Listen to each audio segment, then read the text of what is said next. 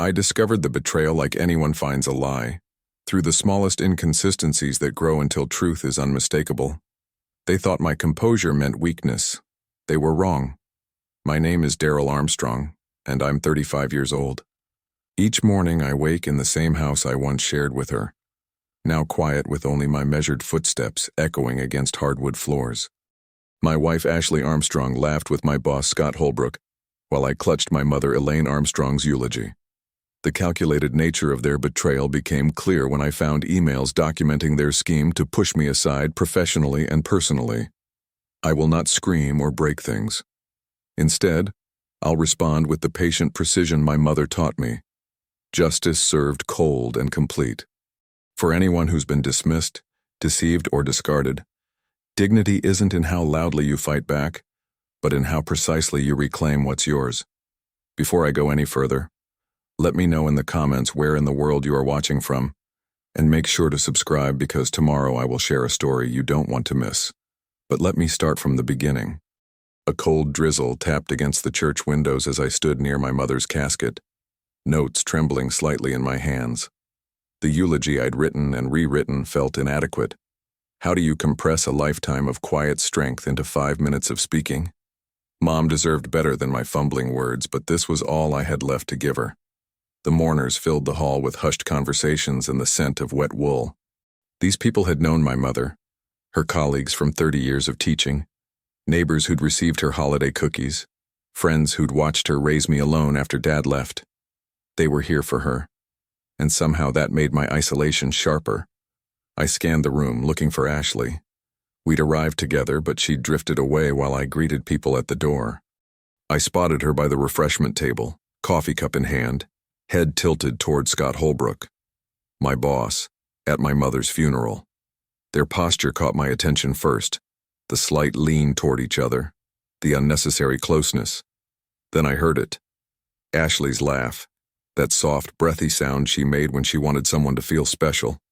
Her hand brushed his sleeve, lingering a beat too long. I knew that touch. It wasn't casual. I watched, something cold spreading through my chest as Scott's eyes flicked toward me across the room. A quick glance followed by what I can only describe as a smirk, brief but unmistakable. The kind men give each other when they're sharing a joke. Except I wasn't in on this one. My mother's voice echoed in my memory. Dignity isn't what others give you, Daryl. It's what you refuse to let them take. I set my notes down on a nearby chair and crossed the room. The distance seemed to stretch with every step. Conversations quieted as I passed. By the time I reached them, Ashley's smile had faltered, but Scott still wore that confident expression I'd seen in 100 meetings. "Enjoying yourselves?" I asked. My voice came out even, controlled. Scott blinked, surprised at my tone. "Daryl, we were just flirting," I cut in, looking between them. "At my mother's funeral." Ashley's face flushed pink, but her chin lifted with defiance rather than shame. "Don't start, Daryl. You're upset about your mom. You're being emotional." There it was, that phrase she used whenever I had a reaction she didn't want to deal with. Being emotional.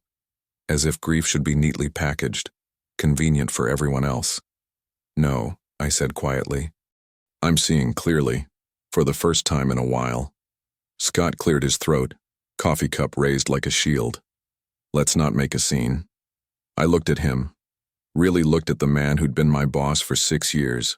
His expensive suit, his manicured nails, the practiced sympathy that never quite reached his eyes. "There's no scene," I said, my voice low enough that only they could hear. "There's just a man realizing exactly who's worth lowering his voice for, and it's not standing in front of me." I let the silence stretch between us. Ashley looked away first, studying the pattern on her cup. Scott suddenly found the coffee station fascinating. "You two finish your talk," I said, straightening my tie. "I've got a real woman to honor." I walked back to the podium, aware of eyes tracking my movement, of whispers following in my wake. The audience fell silent as I took my place.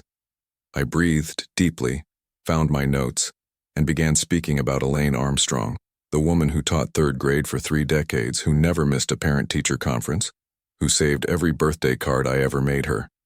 I didn't look at Ashley once during the eulogy. Later that night, after the last mourners left and the church custodian began stacking chairs, I sat alone in my car under a single street lamp. Rain streaked the windows, blurring the world outside. I gripped the steering wheel until my knuckles ached, until the pressure matched what was building inside my chest. I knew, sitting there with the smell of lilies still clinging to my suit, that this moment would not fade into memory. This wasn't a slight to be forgiven or an awkward incident to be smoothed over. This was a dividing line, before and after. The drive home was silent, just the rhythmic sweep of wipers and the hiss of tires on wet pavement. Headlights cut through rain, illuminating the road ahead in brief, bright flashes before darkness returned. The morning after the funeral dawned gray and silent. I sat at our kitchen island, staring into a mug of coffee that had gone cold an hour ago. The house felt different without Mom's presence. Emptier somehow, as if her death had pulled all the warmth from these walls too. I hadn't slept. Every time I closed my eyes, I saw Ashley's hand on Scott's arm, heard that laugh she saved for special occasions, the one she hadn't used with me in months. Ashley had left early for client meetings. No goodbye, just the sound of the front door closing and her car backing out of the driveway. Her perfume still hung in the air, mixing with the coffee scent in a way that suddenly felt cloying. Dignity, I whispered to myself, repeating Mom's mantra. The word felt hollow now, bouncing off empty kitchen walls. Mom's absence hit me in waves. This was her favorite spot, this kitchen island where she'd sit during her visits, chopping vegetables and telling stories about her students. Now there was just silence, and the occasional tick of the wall clock. I was about to rinse my untouched coffee when I noticed the glow from Ashley's tablet on the counter. She usually took it everywhere, especially to meetings. The fact that she'd left it behind seemed careless, unusual for someone as meticulous as my wife. The screen lit up with a new email notification. I shouldn't have looked. Some part of me knew that, but another part, the part still raw from yesterday, reached for it anyway. 3 new messages sat in her inbox. The subject line stood out immediately. Consulting fee, Hexian Services, followed by a date and reference number. I tapped on the most recent one, stomach tightening. Payment processed for advisory services rendered, the message read. Please find attached confirmation of wire transfer. The amount made me blink. $200, a consulting fee, for my wife who worked in marketing at a different company. I scrolled back through her inbox. There were 6 similar emails going back 4 months. Each payment date aligned perfectly with nights Ashley had texted me she'd be working late. The night of Mom's diagnosis, the weekend of her hospice admission. My hands felt cold as I opened the attachments. PDFs of company invoices, each bearing Scott Holbrook's signature at the bottom. His approval for payments from our firm to a vendor I'd never heard of, Hexian Services, that apparently employed my wife as a market research consultant. I tapped on another folder labeled Legal. A draft separation agreement appeared, Ashley's signature already there at the bottom with a blank line for mine. The division of assets showed our house, both cars, and joint savings accounts all allocated primarily to her, with minimal consideration for my contributions.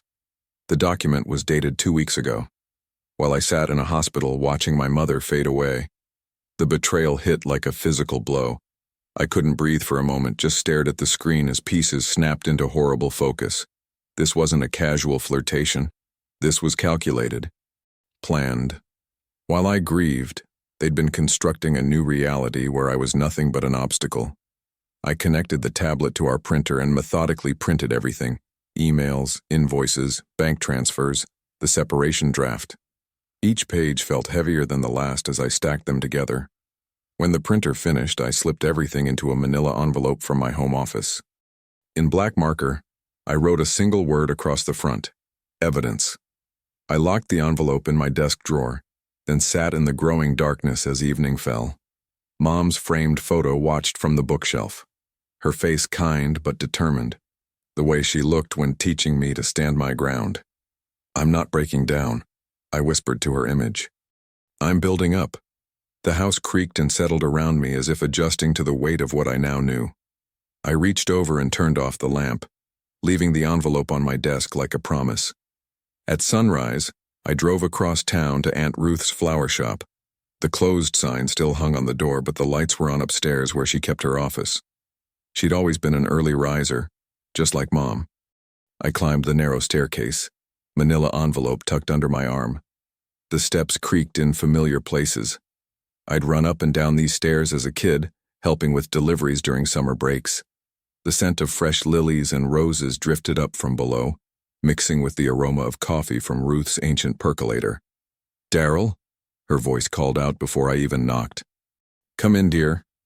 Aunt Ruth sat behind her desk, silver hair pulled back in a simple bun, reading glasses perched on her nose. At 68, she looked so much like Mom that it made my chest tighten. She'd been handling the family's legal matters for decades. Trusts, wills, everything that required both compassion and ruthless attention to detail. "You look like you haven't slept," she said, gesturing to the chair across from her. "I haven't." I sat down, placing the envelope on her desk. "I need your help." Her eyes narrowed slightly. "Is this about Ashley?" "How did you know?" She removed her glasses. "The way she behaved at the funeral. Your mother never trusted her, you know." That stung. Mom had never said anything outright critical about Ashley, but thinking back, there had always been a careful reservation in her words. I'd ignored it, thinking it was just the natural wariness between mothers and daughters-in-law. "She's planning to leave me," I said, opening the envelope. "And she's working with my boss to do it." I laid out everything, the emails, the invoices, the separation agreement. Ruth examined each document, her expression hardening with every page.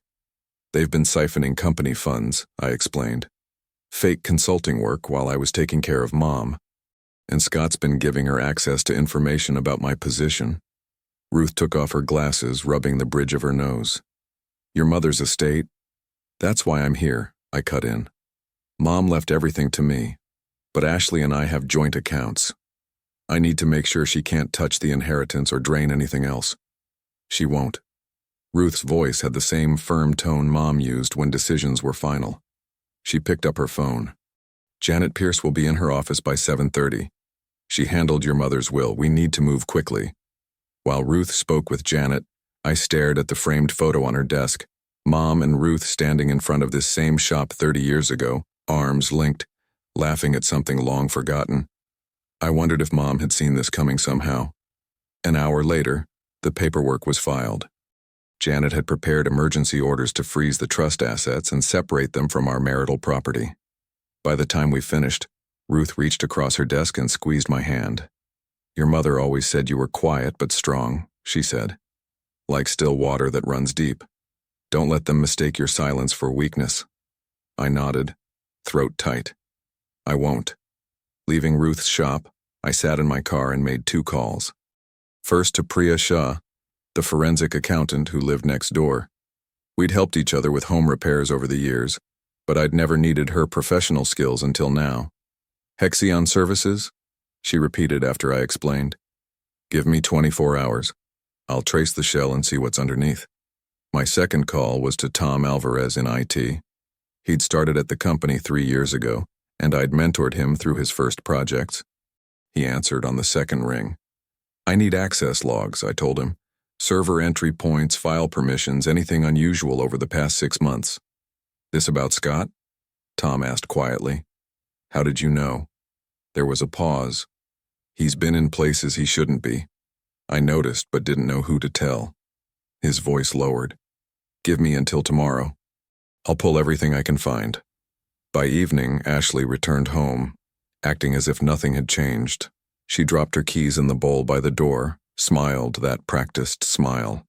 "Should we order something for dinner?" she asked, browsing her phone. "I'm too tired to cook." I watched her, this stranger in my house who could lie through casual conversation while plotting to dismantle my life. "Whatever you want," I replied, my voice even. Later, while she showered, I sat at my desk and wrote a single line in my notebook. "Reacting is emotion. Evidence is power." I locked the notebook in my drawer, then stood at the window, looking out into the night. Somewhere in the darkness, the truth was gathering like storm clouds. I just needed to be patient enough to let it break. Morning light slanted through the kitchen blinds, casting long shadows across my table. Priya sat opposite me, her dark hair pulled back in a neat ponytail, fingers moving rapidly over her laptop keyboard. She hadn't touched the coffee I'd made her. When Priya was working, everything else disappeared. "Look at this," she said, turning the screen toward me. The spreadsheet showed a series of transactions, all labeled market research analysis, with identical amounts flowing from my company to Hexion Services, then smaller sums transferring to an account I recognized immediately. Ashley's private account. "Hexion Services is a ghost," Priya explained, her voice clinical. "No physical address except a P.O. box in Westbrook, no employees, no tax filings. Just an LLC registration from 8 months ago." I felt something cold settle in my stomach. 8 months. That's when Scott promoted Ashley to consultant. Priya nodded. "And here's where it gets interesting." She pulled up another document. "The authorizing signature on every invoice is Scott's, but the accounts receivable code traces back to your department." "He's using my cost center to funnel the money," I said. "Precisely. If anyone investigated, the trail would lead to you, not him." My phone buzzed. Tom's name flashed on the screen. I put him on speaker. "You're with Priya?" he asked, his voice slightly tinny through the speaker. "We both are," I confirmed. "What did you find?" "Server logs don't lie." Tom sounded both excited and nervous. "Scott accessed your network drive 3 times between midnight and 2 a.m. during the week of your mom's funeral. He downloaded your quarterly projections, contract templates, and, get this, he modified permissions on your client files." I exchanged glances with Priya. "Changed them how?" "Removed your admin access, added himself as primary. But he did it through a proxy server, trying to make it look like routine IT maintenance." Priya leaned toward the phone. "Can you document the proxy trace?" "Already did." The pride in Tom's voice was unmistakable. "I've got timestamps, IP addresses, and access logs. It's a perfect trail." I sat back in my chair, the pieces aligning with terrible clarity. They weren't just having an affair. This was calculated corporate sabotage with Ashley as the willing inside player. "They're setting me up to take a fall," I said quietly. Tom's voice softened. "That's what it looks like, man. I'm sorry." After we disconnected, Priya stayed while I processed everything. She gathered the printouts into a folder, each page protected in a plastic sleeve, each transaction highlighted. "What will you do now?" she asked. I looked at my mother's china cabinet in the corner of the dining room. She'd taught me to face problems head-on, with dignity but without hesitation. "I'm going to confront Ashley first," I said. "Then Scott, with evidence, not accusations." Priya nodded approvingly. "That's smart. Document everything. Record conversations if your state allows it." "One-party consent," I confirmed. "I'll remember." The house was quiet all day as I prepared. I arranged the documents in sequence, building the narrative of betrayal piece by piece. By evening, when I heard Ashley's key in the lock, I was ready. She walked into the kitchen and froze, seeing the papers spread across the island counter. "What's all this?" she asked, voice carefully neutral. I didn't raise my voice, didn't need to. "Hexion Services, the consulting fees, Scott's midnight server access, your separation agreement draft." Her eyes widened slightly before narrowing. Instead of denying it, she crossed her arms defensively. "Scott believes in me," she said, chin lifting slightly. "He sees my potential. You've held me back, Daryl. Always playing it safe, never taking risks." "By risks, you mean fraud?" I tapped the documents. "These aren't career opportunities. They're criminal conspiracies. You wouldn't understand." Her voice hardened. "You've never understood ambition." "No," I replied. "I understand loyalty and consequences." Ashley's laugh was bitter. "Don't threaten me. Scott has influence, connections. You're just a project manager who can be replaced." I studied her face. This woman I'd shared a bed with for 7 years, now a stranger wearing my wife's features. There was no remorse there, not even fear, just calculation. "Then congratulations," I said, my voice even. "You'll see what belief looks like when it collapses." I left her standing there, the sound of paper rustling behind me as she frantically examined what I'd discovered. Outside, the evening air felt cold on my face as the first drops of rain began to fall. I welcomed it like a cleansing. Tomorrow would be different. Tomorrow I'd drive to headquarters with purpose beyond mere work. Tomorrow the balance would begin to shift. Before dawn, I sat at my kitchen table with 3 stacks of evidence arranged in perfect order. The first, Priya's forensic report tracing every dollar from Hexion Services back to Scott's departmental account. The second, Tom's server logs showing Scott's midnight access to my files during my mother's funeral week. The third, screenshots of Ashley's consulting payments arriving within hours of each corporate transfer. My hands were steady as I slid each document into a leather portfolio. The morning light hadn't even broken yet, but clarity doesn't wait for sunshine. I sent a concise email to Eleanor Winters, our board's audit chair. Urgent. Evidence of financial misconduct and data manipulation involving Scott Holbrook. Available to present today. Documentation attached. By 7:30, her response appeared in my inbox. Conference room A, noon sharp. Bring everything. I dressed carefully that morning.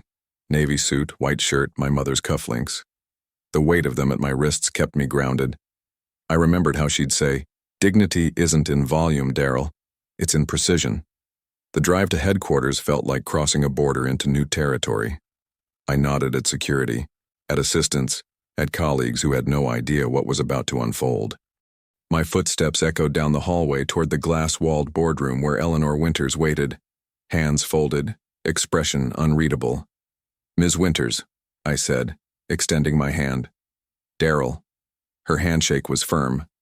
"Scott will be joining us in 5 minutes." I arranged my materials methodically on the polished table. Has he been told why? Only that it concerns financial irregularities requiring immediate attention. Her eyes flicked to my portfolio. "Is that everything?" "Plus this." I connected a small drive to the room's computer. Audio from the compliance monitoring system. Her eyebrows rose slightly. Most employees forgot that financial discussions were automatically recorded for SEC compliance. Scott apparently had. The door opened. Scott walked in, confidence draped around him like an expensive coat. His smile faltered when he saw me. "What's this about, Eleanor?" He nodded curtly in my direction. "Daryl." "Please sit, Scott." Eleanor gestured to a chair. "Mr. Armstrong has brought some concerning documentation to our attention. I didn't waste time with accusations or emotion. Instead, I presented fact after damning fact. Invoices from Hexion Services with no deliverables. Server access logs showing Scott downloading my files after hours. Timestamps of modified permissions. Bank transfers to Ashley's account labeled as consulting fees that matched company outflows to the penny. "This is absurd," Scott interrupted, his face reddening. "These are routine vendor relationships and system maintenance." I simply pressed play on the audio file. The room filled with Scott's voice, unmistakable through the slightly tinny recording. "Label it as research. Make it look clean. Route the approvals through Armstrong's login. He's distracted with his mother's situation anyway." Eleanor's jaw tightened. Her fingers pressed white against the table edge. "Clerical confusion," Scott mumbled, eyes darting between us. "Market research initiatives that weren't properly documented. These aren't clerical errors." Eleanor's voice was ice. "These are systematic violations of company policy, possibly fraud. Mr. Holbrook, you're suspended effective immediately pending full investigation. Please surrender your access badge." The color drained from Scott's face. "You can't possibly." "I can, and I have." Eleanor stood. "Security will escort you to collect personal items from your office." I watched Scott's world collapse in real time. His shoulders hunched, his breath shallow. He glared at me with naked hatred as security appeared at the door. "This isn't over," he muttered. I didn't respond. Didn't need to. The evidence spoke with more authority than anger ever could. After he left, Eleanor turned to me. "The company owes you its gratitude, Mr. Armstrong.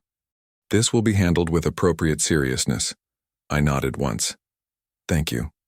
I walked out of that glass room with my spine straight, feeling eyes track my movement across the floor. Whispers followed. I didn't acknowledge them.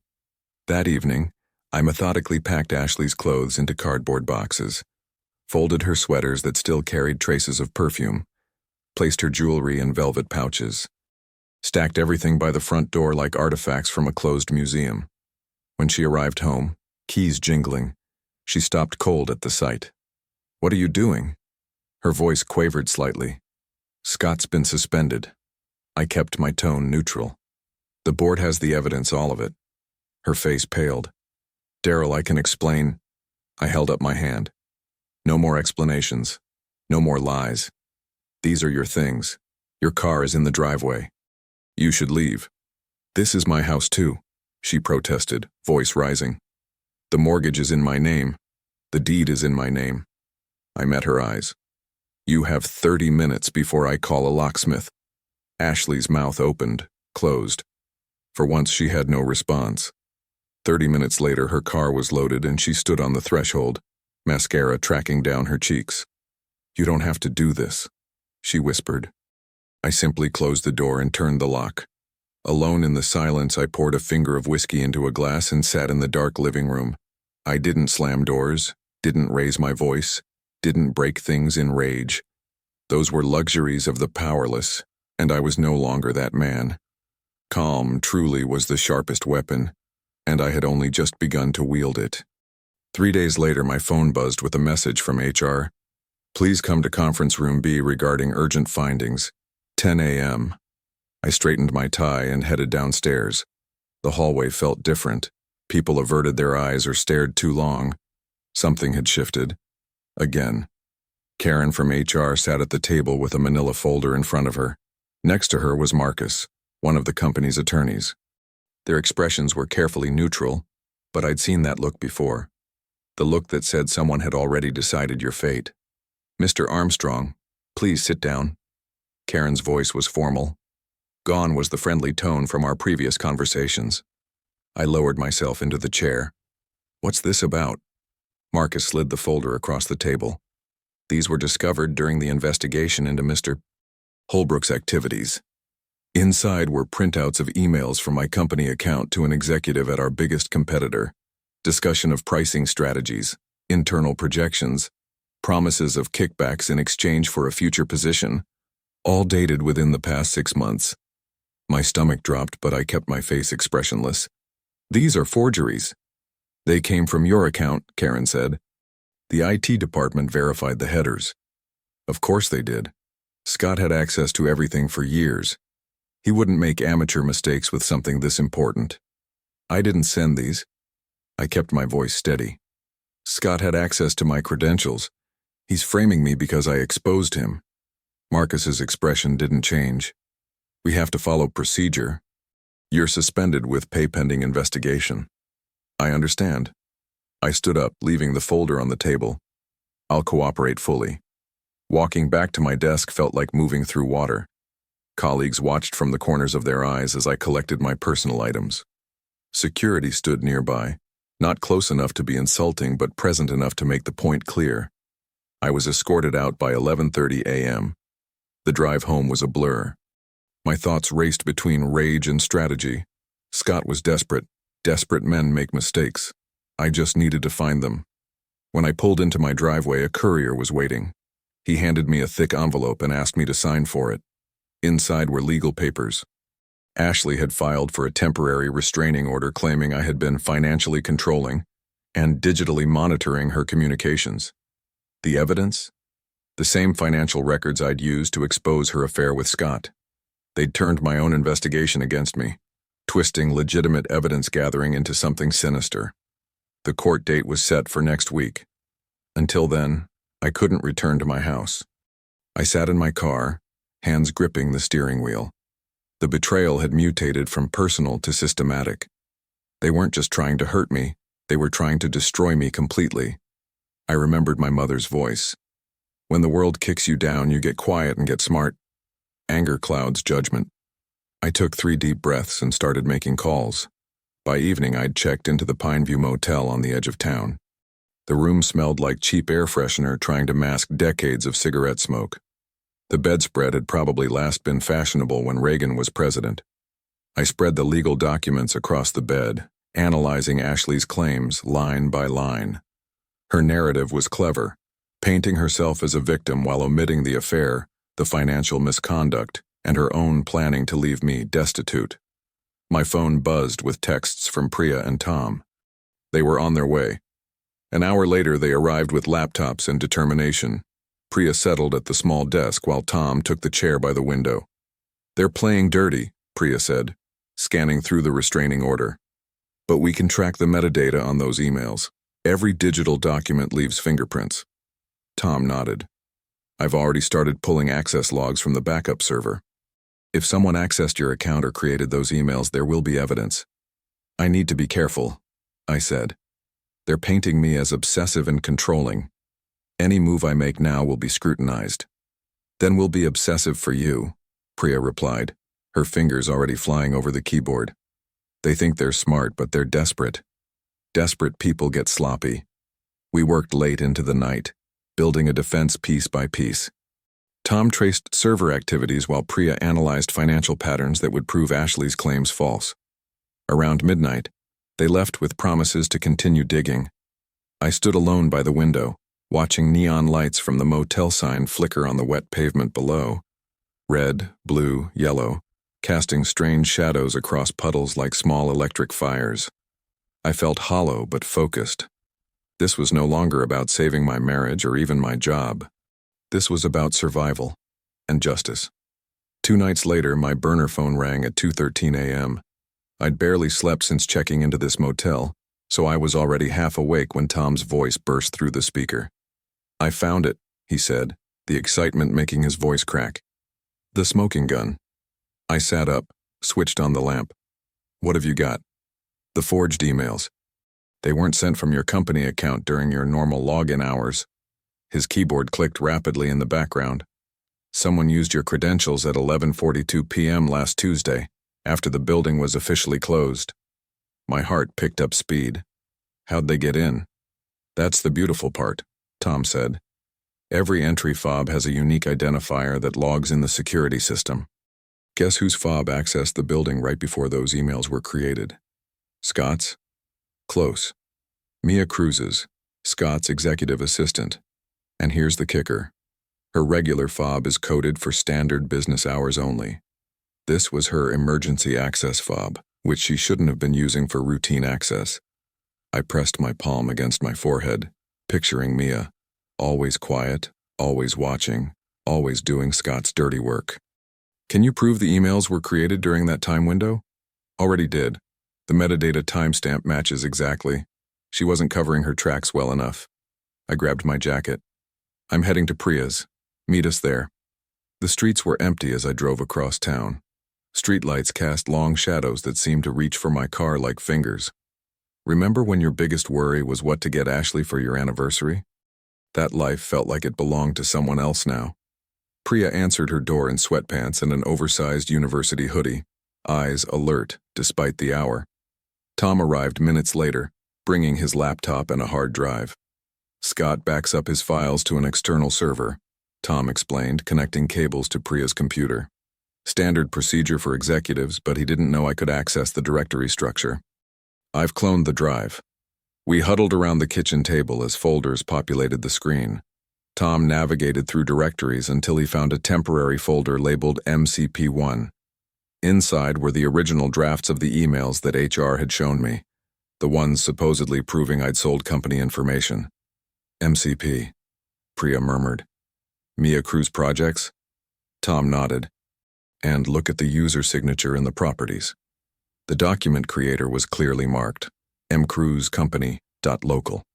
"She created them, then transferred them to make them look like they came from me," I said, my voice hollow with realization. "Exactly." Tom pointed to another folder. "And there's more. Draft emails between Scott and Ashley discussing how to handle the situation after you discovered them." Priya squeezed my arm. "You've got them, Daryl." I stared at the screen, feeling not triumph, but a strange emptiness. "I need to talk to Mia." By 7 a.m., I was sitting in a corner booth at Westside Cafe, a quiet place where business folks sometimes held early meetings. I'd texted Mia asking to meet. No threats, no accusations, just coffee. She arrived looking like she hadn't slept in days. Dark circles shadowed her eyes, and her hands trembled slightly as she slid into the booth. "I know what you did," I said quietly after the waitress brought our coffee. "The forged emails, the after-hours access, Tom found everything. Her face crumpled. I had no choice.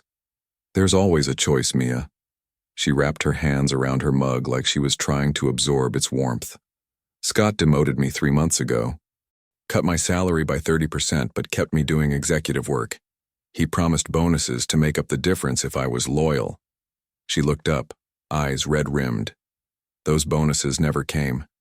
Then last week, after you presented to the board, he told me either I help him or I'd be fired with a negative reference. So you created fake evidence to frame me. Yes. Her voice dropped to a whisper. I have rent due next week and my mother's medical bills. She trailed off, then straightened her shoulders. But I can't sleep. I can't eat. What he's doing to you, it's criminal. I pulled out my phone and set it on the table. Would you be willing to make a statement? Tell the truth about what happened? She stared at the phone, then nodded slowly. Yes, I'm done being his puppet. I activated the recording app. Tell me everything. For the next 20 minutes, Mia detailed dates, instructions, and exactly how Scott had pressured her to fabricate evidence. She described how he'd laughed when planning to crush that self-righteous bastard, and how he'd promised her a promotion once I was gone. When she finished, I saved the recording and sent a copy to my secured email account.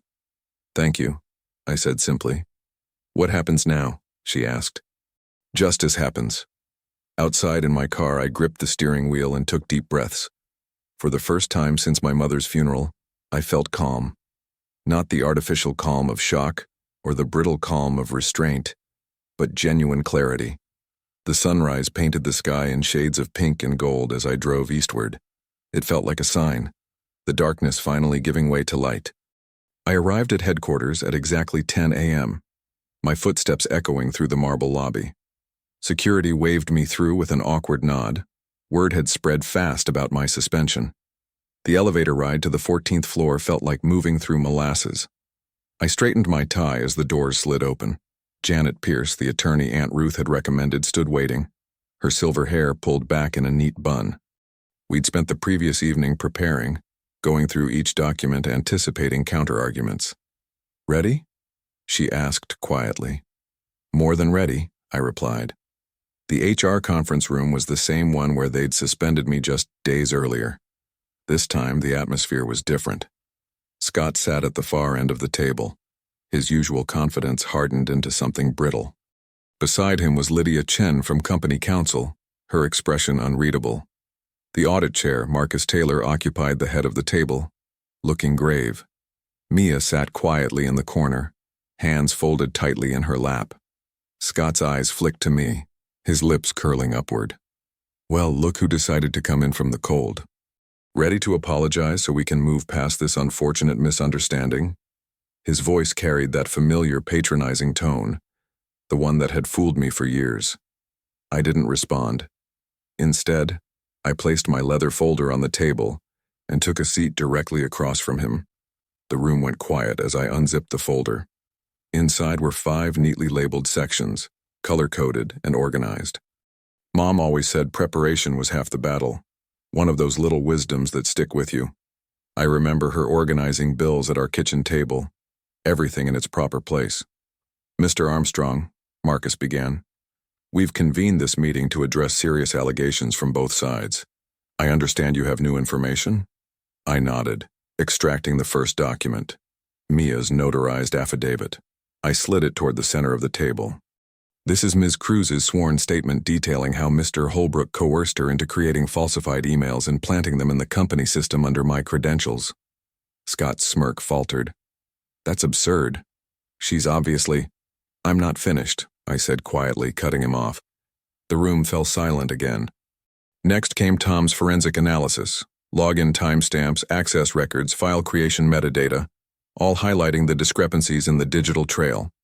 Then Priya's financial reconciliation showing the direct links between Hexion services, Scott's expense accounts, and the payments to Ashley. Finally, I placed a small USB drive on the table. And this, I said, is a recording automatically captured by our compliance monitoring system during a financial review meeting. I looked directly at Scott. Your voice, your words, your instructions. Marcus connected the drive to his laptop and played the file through the room's speakers. Scott's voice filled the space. Forge 2 emails, date them back to March, make them look like they came from him. We need to make him radioactive around here. Once he's gone, we all move up. When the playback ended, the only sound was the steady ticking of the wall clock. 10 seconds passed. 20. 30. Scott's face had drained of color, his eyes darting between the documents and the faces around him. "This is... I can explain," he stammered. Marcus raised his hand. "Mr. Holbrook, as of this moment, you are terminated for cause. Company security will escort you to collect personal effects." He turned to company counsel. "Lydia, please prepare the necessary referrals to the appropriate authorities for potential criminal charges." Scott pushed back from the table, his chair scraping loudly against the floor. "You can't do this. Do you know who I am? Who my connections are?" No one responded. His bluster echoed in the silent room like a child's tantrum. I stood up, gathered my materials, and walked toward the door. "This isn't over, Armstrong," Scott called after me, his voice cracking. I paused at the threshold but didn't turn around. Yes, it is. The courthouse lobby was quiet that evening, just a few stragglers from the day's proceedings. Janet walked beside me, her heels clicking purposefully on the marble floor. We found conference room C at the end of the corridor. Inside, Ashley sat with her attorney, a young man whose expensive suit couldn't hide his nervous demeanor. She'd lost weight, her wedding ring noticeably absent. For a moment, I remembered how we used to joke about growing old together. That memory felt like it belonged to someone else now. "Let's keep this simple," Janet said, placing the settlement agreement on the table. Ashley's eyes met mine. "Daryl, please. Can we talk privately first?" I shook my head. "Everything through counsel now." Her lawyer cleared his throat. "My client is proposing a more equitable division of assets, considering the length of the marriage and her contributions to the household." Janet smiled thinly. "Your client engaged in financial misconduct with a third party, directly targeting my client's career and reputation. The evidence has been submitted to the court. This settlement is already more generous than a judge would likely award." Ashley's composure cracked. "I made mistakes," she said, her voice trembling. "But I don't deserve to lose everything." I looked at her directly for the first time. "No, you made choices, deliberate ones over and over." My voice remained steady. "And these are the consequences." She stared at me for a long moment, then signed the documents without another word. Outside, the night air felt clean and cool against my face. I stood on the courthouse steps, watching headlights pass on the street below. Behind me, the building's lights cast long shadows across the pavement. I took a deep breath and walked toward my car, leaving it all behind me. 6 months passed like a slow exhale. Winter melted into spring, and spring warmed into early summer. The house felt like mine again. Not ours, not that complex tangle of lies and convenience it had become. Just mine. Every morning I'd wake before dawn, make a single cup of coffee, and head out to Mom's garden. The plot had gone wild in the months after her death, but there was something healing about turning the soil with my hands, pulling weeds whose roots went deep and planting new seeds that wouldn't care about the past. "You always did have her green thumb," Aunt Ruth had said when she dropped off Elaine's old gardening tools. "She'd be proud of what you're doing with the place." I wasn't sure about that, but I knew Mom would understand the need to reclaim spaces that had been tainted. Some mornings I swore I could almost hear her humming as I worked, the way she used to when deadheading roses or staking tomato plants. The evenings belonged to the workshop I'd built in the garage. Nothing fancy, just a workbench, some hand tools, and the smell of sawdust and varnish. I started with small projects, refinishing an end table, rebuilding the porch swing, then moved on to bigger things, a bookcase, a coffee table. Each piece felt like reclaiming another part of myself. That Saturday, Priya came by with a folder tucked under her arm and a thermos of chai. "Thought you might want to see this," she said, handing me the folder as we sat on the newly restored porch swing. Inside were newspaper clippings and printouts. Former executive indicted on multiple fraud charges. State investigators probe corporate shell accounts. Scott's corporate photo stared back at me, looking somehow smaller than I remembered. The prosecutors finally moved forward. Priya explained. "Your testimony and the evidence we provided sealed it. The state's financial crimes unit is coordinating with the feds now. I nodded, letting the information settle. And the company? New leadership, clean house. They've been cooperating with investigators for months. She took a sip of her chai. They reached out about bringing you back, by the way. Senior position, your choice of departments. I'll think about it, I said, though we both knew I wouldn't go back. The severance package had been generous enough, and I'd been consulting part-time for a smaller firm across town. Less money, but better sleep. Priya hesitated before continuing. There's more. Ashley's credit is destroyed. She's had 3 apartments in 5 months. Apparently, she and Scott didn't last long after everything fell apart. They turned on each other? I asked, more curious than vindictive. Like scorpions in a bottle. Once the money and the influence dried up, they started blaming each other for getting caught. Last I heard, they don't even speak anymore. I leaned back in the swing, feeling the gentle rocking motion. There was a time when news like this would have brought satisfaction, maybe even pleasure. Now it just felt like the inevitable conclusion to a story I wasn't part of anymore. You know what my mom used to say about karma? I said. She'd say it doesn't need your help or your attention. It works just fine on its own. Priya smiled. Smart woman. After she left, I sat watching the sun sink lower, casting long shadows across the newly planted flower beds. My phone buzzed once in my pocket. I pulled it out, Ashley's name on the screen, a text message notification. 6th one this month. I deleted it without reading, just like all the others. Whatever she needed to say, it wasn't for me anymore. It was for her own conscience, and I wasn't responsible for that burden. The evening air felt clean, carrying the scent of freshly turned earth and new growth. I sipped my coffee and watched colors spread across the western sky. Orange, pink, purple. Justice doesn't shout, I said softly to the empty porch. It waits. And in that quiet moment, I realized I'd finally found something beyond revenge or vindication. I'd found peace. Not perfect, not complete, but earned. Every betrayal had been answered, not with rage, but with patience and precision. I went inside as the last light faded, closing the door on yesterday and walking toward tomorrow. I believe stories such as this find us for a reason. If this one touches you, please subscribe. I share a new one every day. In the meantime, there are 2 stories on the screen that are even better.